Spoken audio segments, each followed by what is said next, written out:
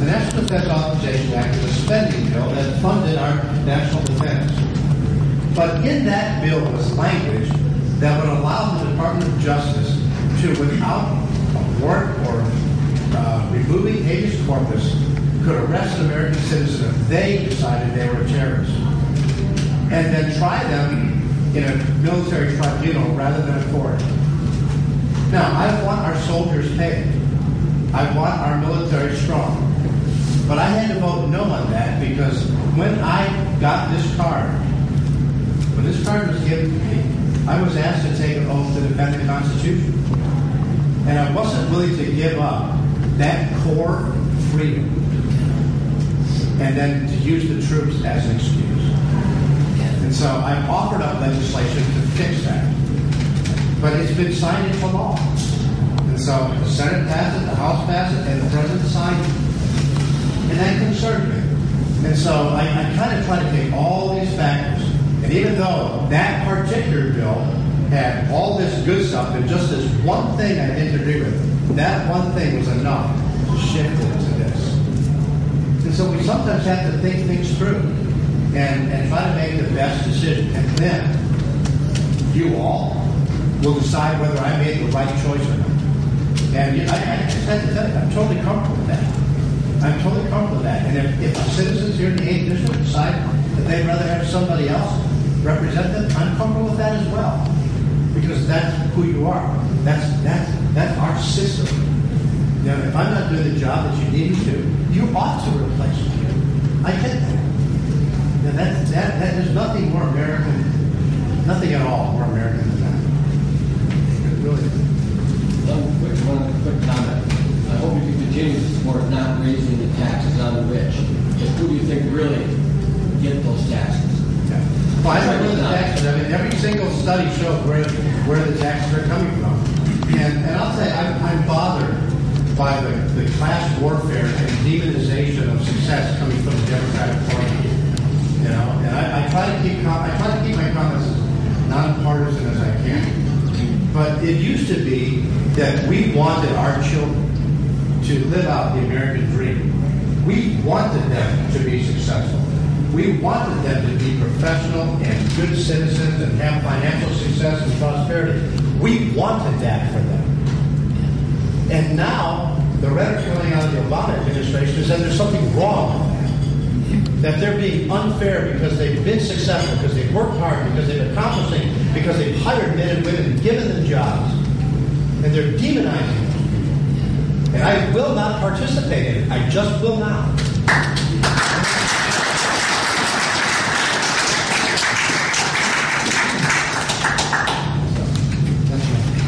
Congressman Ribble, you and Congressman Baldwin co-sponsored and passed the China Cheats Bill. Could you give our room a little thumbnail synopsis of what that is and how that may have some job creating ability here in America? Yeah. The Chinese have trade agreements with the American government. And when the Chinese violate their agreement, now, no one forces them to sign these agreements. They enter these agreements freely, just like we enter the agreements freely, and they can abide by them or not. They haven't been abiding by them. There's an agreement that they will not dump excess product, subsidized product onto our shores, and basically undercut by illegal dumping of product into the U.S. market. And what this bill does is it counters illegal tariffs when they do that. When they violate their agreement, we're now going to hold them accountable. We're now going to protect American paper makers from the Chinese cheating. I have no problem with foreign trade. People know that I voted for foreign trade.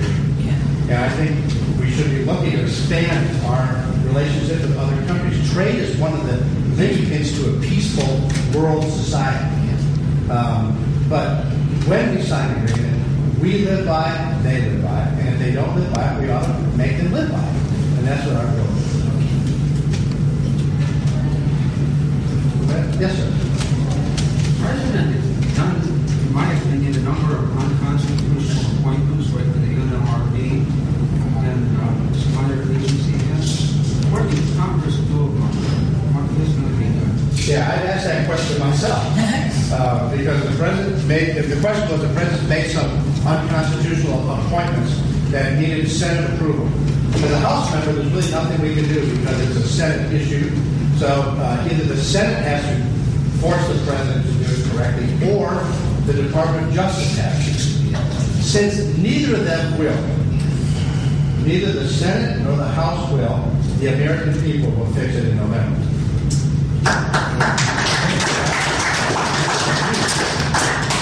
And so that's just the reality. Now, I was really bothered by the appointments, not because of who he appointed or anything, but the process. About 3 days before that recess session that the president said wasn't in session but was in recess, that session passed the payroll tax extension for 60 days. So how in the world can he sign into law tax extension if we're in recess? Because he knows we're in recess. He can't have it both ways. He can't say, well, when you're in recess, I'll sign this bill, but you're not really in recess, so I'm going to do this. And so, he'd probably play it both ways. He's going to get away with it until November. So, other comments? Just how can you tolerate the spending of monies if you don't have a budget? Can you please explain that? Yeah, well, there's no way to stop it. The reality is that the country continues to be funded through a series of continuing resolutions. And so basically what happens is at some point we're going to run out of the funding mechanism whereby the government works. And then the Congress will basically offer up a short-term, 6-month, maybe 3-month extension called the continuing resolution. This has been going on now for 3 or 4 years. And we're going to continue to do it. And there's both good and bad in that, by the way. The bad is that we don't have the box established what it should be. We're constantly having the uncertainty that I talked about, that confidence you have to keep playing into it. So we have that. That's the bad. The good is, now when those appropriations come to the floor of the House, individual members like me who's not on the Appropriations Committee, they come into the House and open rule. And so we can begin to line out specifically and begin to reduce spending. In fact, back in January, we did $7 billion. And so there's some opportunity for the whole floor to work its will in an open rule. And as much as there's some disagreement among conservatives with the Speaker of the House, I will tell you, he's brought more things to the floor of the House in an open rule, letting the House work its will, Republican and Democrat alike, than Nancy Pelosi did. He did more in 1 year than Pelosi did in 4.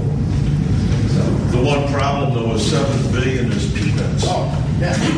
Even the sequestration, which was 111, 112 billion, is only 2.7%. And so we have a dilemma. Here's the dilemma, and Republicans have to figure out what they want to do.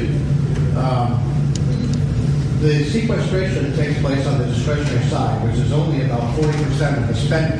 The rest of the spending is on mandatory. Now, mandatory spending is Medicare, Social Security, veterans benefits, things that have been passed into law.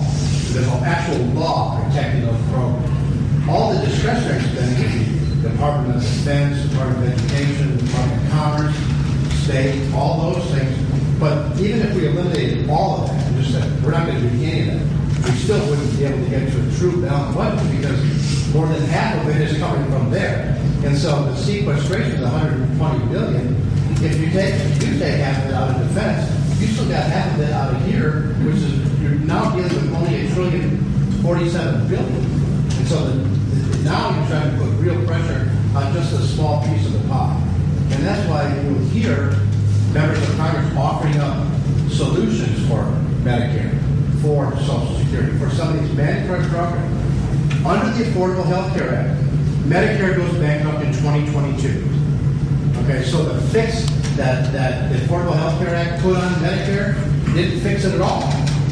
And so the status quo, whether the president wants to pick Paul Ryan, take a senior citizen and throw her off a cliff or not, he's going to demonize this to death because the left wants power, not solutions. Yep. And this whole idea of demonizing people because they came up with an idea you don't agree with, I don't like it when the right does it, I don't like it when the left does it. Let's offer up a solution, let's have a hearty debate, and then let's vote and let's move forward. But the idea that you can't solve a big problem in this country because someone wants to use it for political purposes is offensive. It's absolutely offensive. And we need a solution, folks. Your parents and anybody you know that's on Medicare today needs and deserves a solution. It goes away in 2020. And every single day that we wait costs more to fix. And so we need a solution. And if we're just going to demonize each other, we're not going to listen to each other and try to come up with some fix. We put every single senior in this country at risk. Every single. And so we have to do something. Don't agree with Paul Ryan. I'm fine with you not agreeing with Paul Ryan. Offer something. Tell us what you would do. Talk to us. Bring some possible solutions so that we can find agreement so we can protect and preserve these vital programs in the future. Well, what do you think Paul Ryan's bill, when they were here meditating, they were saying that after the election, it's very possible that he'll be able to get both sides to talk a little bit more. What are your opinion on that? If we have split government, it's not going to go anywhere. No, because the other side's going to want to demonize it. They're going to want to use a club. They have figured out that scaring seniors works. So it's not going to happen. And I have to tell you this, in defense of my Democratic colleagues in Congress, I have not heard a single one say they want to get Medicare to end. I've not heard a single one say they want Social Security to end. But when Republicans do it to them, it's just as bad. And so what we need to do is recognize that all of us want to protect these programs. We might have different vehicles to do it. Let's go ahead and debate it and find the best solution. At the end of the day, I'm almost a little inclined, to be honest with you. I've not told anybody this, so you're the first audience to hear me think out loud. I know we got some friends from Detroit behind the video tape. They'll get a little bit of pointer here. The fact of the matter is this. This is a contract between the American people and this government. Every single day while you work, there's taxes being held for these vital programs. Maybe what we ought to do is come up with some ideas and put it to a national referendum and let the American people decide. I'll tell you why. Because the American people will fix it. They absolutely will fix it. Who won't fix it is the political class in Washington, D.C. They need a spinal injection. And if they won't get one, you all should have a voice, and let's just let you decide, because you'll fix it and you'll do the right thing. The American people always will. And we've got big challenges financially. And here's why, even though I'm concerned that we'll be part of a generation that passes off an America that's less prosperous to our children, I do believe this, that every single time in our nation's history, and we are the world's oldest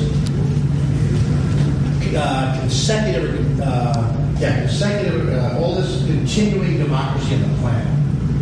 Every single time we face a challenge, whether it was the War of 1812, U.S. Civil War, ripped our country apart, World War I, World War II, Vietnam, the Great Depression, every single time the American people have faced a major challenge, they've overcome it. And they will overcome it again. They will overcome it again. And I just truly believe that we have the opportunity to continue to be the brightest light for both freedom and health in the whole world. And you guys will continue to do it. Something extremely magical about the American idea. Let's not let anybody destroy it. Hear, hear.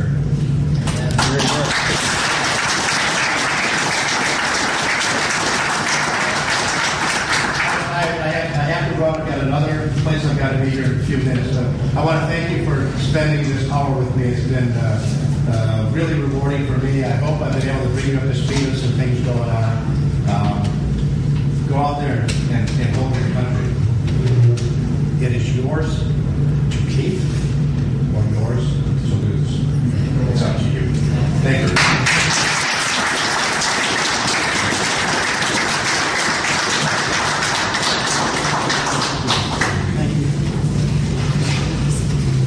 All right.